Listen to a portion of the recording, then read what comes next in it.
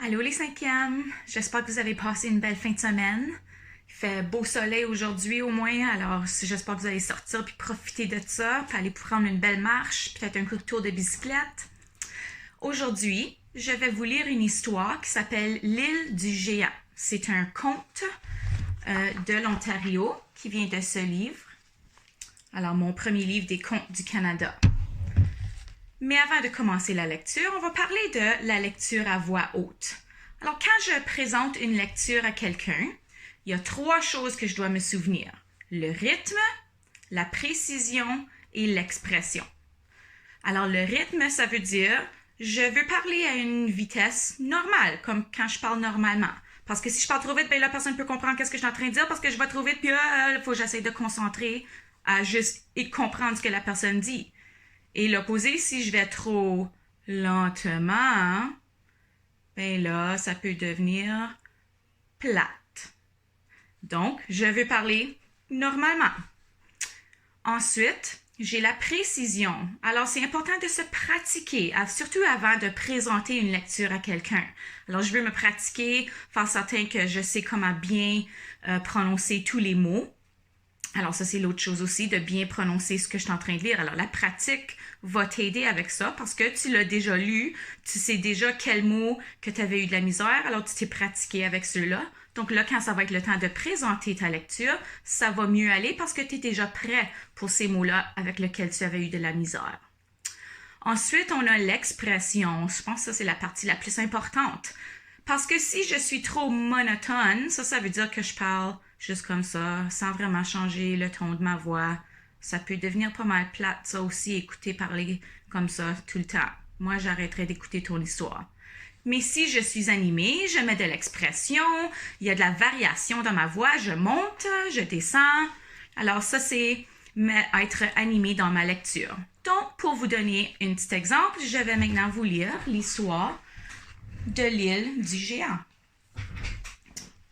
C'est la légende d'un jeune dieu guerrier du nom de Kichikewana.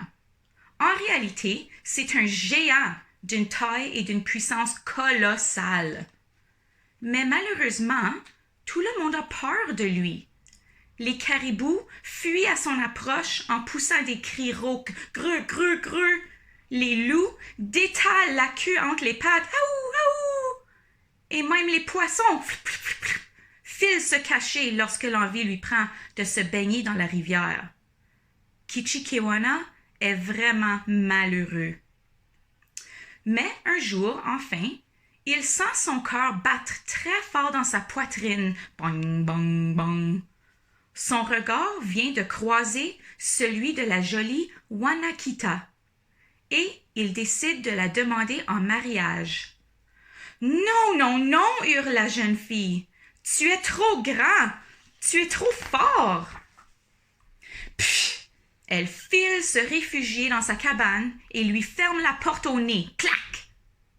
Cette fois, c'en est trop. Kichikewana laisse éclater sa colère. Ah! Il ramasse une grosse poignée de terre et, de rage, la lance de toutes ses forces devant la maison de Wanakita.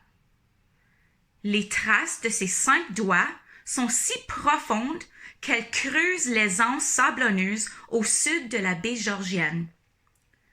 Comme il a de la terre plein les mains, il les secoue avec force. Les poussières forment aussitôt des milliers d'îles et d'îlots. Les éclaboussures que font les îles en tombant dans l'eau créent des centaines de lacs. Malgré tout, Kichikewana est toujours triste. Alors, il nage vers une île au large. Là, il se laisse tomber sur le sol. Bang! Et il pleure, et il pleure, et il pleure. Puis, il lance un dernier cri de découragement teinté de colère. Ah! Ce hurlement est si terrible qu'il en fait trembler tout le sol de l'Ontario. Excusez-moi.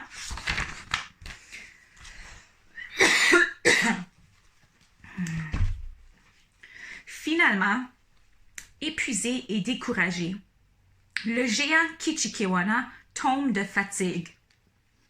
Mais la terre entend son désespoir et l'enveloppe pour lui offrir un tombeau où il peut dormir en paix.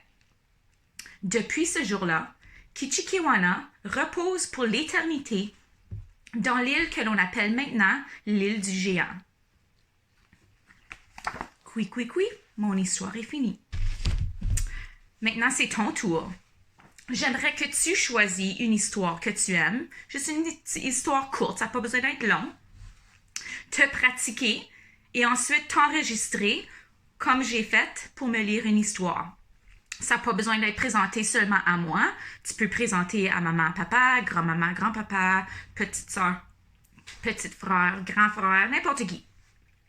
Alors, enregistre-toi en train de présenter ta lecture à quelqu'un dans ta famille, puis envoie-moi un petit vidéo. À bientôt!